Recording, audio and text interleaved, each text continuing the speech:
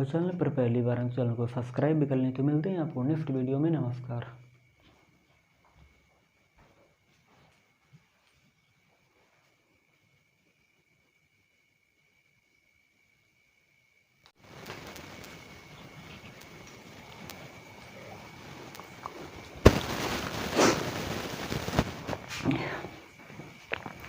नमस्कार दोस्तों, स्वागत है आपका जीआरबी में।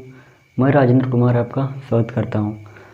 आज दोस्तों इस वीडियो में हम बात करेंगे जिस वीडियो में हमने इससे पहले जिस वीडियो में बात की थी, आज हम दोस्तों उसके आगे ही बात करेंगे। हम पढ़ रहे थे प्राचीन भारत को लेकर के आधुनिक इतिहासकारों के मत क्या हैं, उनके विचार क्या हैं। इससे हम पहले पार्ट 1 पर हमने बात की है, आज उसके हम पार्ट 2 पर बात करेंगे।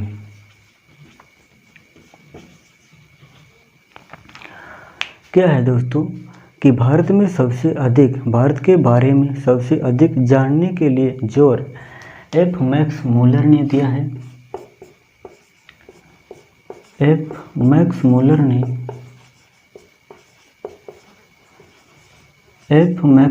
ने भारत के बारे में सबसे अधिक जानने पर जोर दिया। ब्रिटिश वासियों को प्रोत्साहित किया कि भारत के बारे में अधिक से अधिक जानने की कोशिश करें,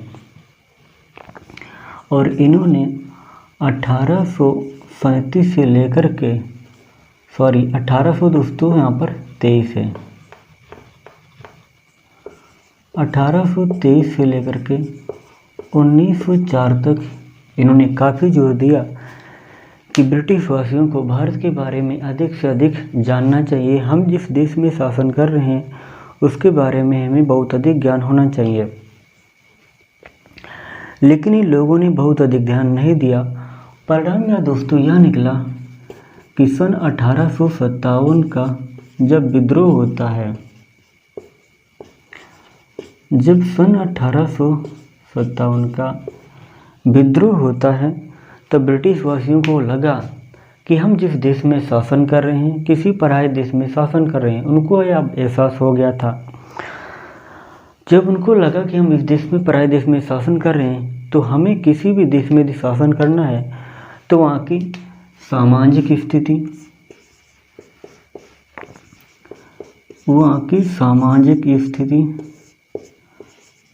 धार्मिक परंपरा, संस्कृति,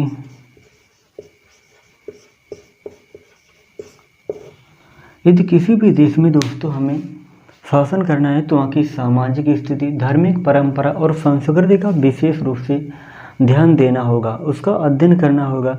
जिस प्रकार के लोग वहाँ रहते हैं उनके अनुसार हमें थोड़ा उनको महत्व भी देना पड़ेगा यदि हम किसी देश में शासन कर रहे हैं। यही भूल ब्रिटिश वासियों ने की कि भारतवासियों के धार्मिक महत्व को भी इन्होंने महत्व नहीं दिया। बहुत सारे कारण रहे जिसके बदले में 1857 का विद्रोह हुआ। फिर क्या हुआ दोस्तों ये जो क्रिश्चियन धर्म के लोग थे, इन्होंने अपने धर्म का प्रसार करना और अधिक धर्म का प्रचार करना शुरू कर दिया कि जो क्रिश्चियन धर्म है वह हिंदू धर्म से काफ़ी अधिक प्रभावशाली है। आप हिंदू धर्म को छोड़िए और क्रिश्चियन धर्म को अपनाइए। इससे क्या होता, जब ये लोग क्रिश्चियन धर्म को हिंदू लोग अपनाते तो भारत में ब्रिटिश सरकार का और अधिक व्यापार क्षेत्र स्थापित होता, व्यापार बढ़ता और उसका क्षेत्रफल भी ब्रिटिश सरकार का और भारत में बढ़ता। ये थे फायदे जो ब्रिटिश सरकार को क्रिश्चियन धर्म के भारत में बढ़ने से। फिर क्या हुआ दोस्तों, इन्हीं आवश्यकताओं को पूरा करने के लिए ब्रिटिश सरकार ने व्यापक स्तर पर धार्मिक ग्रंथों का अनुवाद करवाया, और ये अनुवाद जो कराए गए ये मैक्स मूलर की देख रेख में ही कराए गए। मैक्स मूलर की देख रेख में इन ग्रंथों का अनुवाद हुआ। इसमें एक इंग्लिश में एक ग्रंथ है, secret of the east serious ग्रंथ है दोस्तों एक secret of the east serious, इसको बोलते हैं हिंदी में हम पूर्वी भारत, पूर्वी भारत नहीं दोस्तों,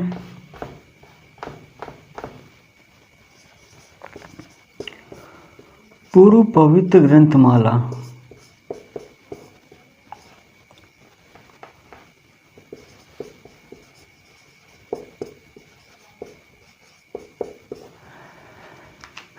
इसे हम बोलते हैं दोस्तों secret of the east serious, पूर्व पवित्र ग्रंथमाला। इस ग्रंथ का अनुवाद कराया गया। इसके साथ में ही 50 अन्य ग्रंथों का भी अनुवाद कराया गया। इनमें ईरान और चीनी भाषा के ग्रंथों का भी अनुवाद कराया गया, लेकिन जो सबसे अधिक ग्रंथ का अनुवाद कराया गया वो भारत के ही दोस्तों ग्रंथ थे। जो सबसे अधिक ग्रंथों का अनुवाद कराया गया वो भारत के ही ग्रंथों का अनुवाद कराया गया। इसके बाद हम दोस्तों देखते हैं कि इन्हीं ग्रंथों और पुस्तकों के आधार पर अब हम दोस्तों देखते हैं कि इन्हीं ग्रंथों और पुस्तकों के आधार पर मैक्स मूलर और पश्चिमी इतिहासकार बताते हैं भारत के सामाजिक स्थिति, धार्मिक इतिहास और परंपरा के बारे में बताते हैं। एक सरल भाषा में और सही भाषा में इन्होंने भारत के इतिहास को समझाया है। इनका मानना है कि जो हमारे प्राचीन भारतवासी थे उनको अपने इतिहास के बारे में कोई जानकारी नहीं थी, अपने इतिहास से बिल्कुल अनजान थे। उन्हें ये नहीं पता था कब क्या हुआ और कहाँ हुआ, कैसे हुआ, किस प्रकार परिवर्तन हुए। इनको इस विषय में कोई भी जानकारी नहीं थी। ये बताते हैं पश्चिमी विद्वान और मैक्स मूलर, और यहाँ तक ये भी बताते हैं कि ये लोग एक तानाशाही शासन व्यवस्था में रहते थे, जहाँ ये अपनी मर्जी से कुछ भी नहीं कर सकते थे। ये किसी भी धार्मिक परंपरा को भी अपना नहीं सकते थे। इनका यह मानना था कि आप मान सकते हैं कि एक छत के नीचे दब करके रहते थे, जो अपनी मर्जी से कोई भी धार्मिक परंपरा को नहीं अपना सकते थे। लेकिन ये कितना सच है इसे हम नहीं अभी मान सकते हैं, क्योंकि यदि ऐसा होता तो आपने देखा है प्राचीन इतिहास में ही बौद्ध धर्म और जैन धर्म का एक साथ में उदय होता। यदि एक धर्म होता या एक सिर्फ ये लोग किसी शासन के तानाशाही शासन के तले दब करके रहते तो दो धर्मों का एक साथ में उदय नहीं हो सकता था। इसके साथ ये लोग कहते हैं कि इन्होंने कभी राष्ट्रवाद का अनुभव नहीं किया। ये लोग कहते हैं इन्होंने कभी राष्ट्रवाद का अनुभव नहीं किया। हम यह भी स्वीकार नहीं करते हैं, क्योंकि हमारे महान सम्राट अशोक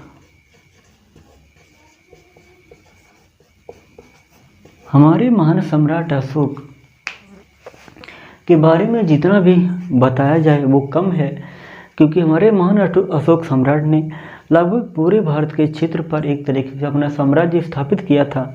कलिंग युद्ध के बाद में उन्होंने इसको जब युद्ध को करना छोड़ दिया और अपने बहुत सारे अभिलेख बनवाए, उनके माध्यम से अपनी जनता को संदेश देने के बारे में बात करते थे, संदेश देते थे। लोगों को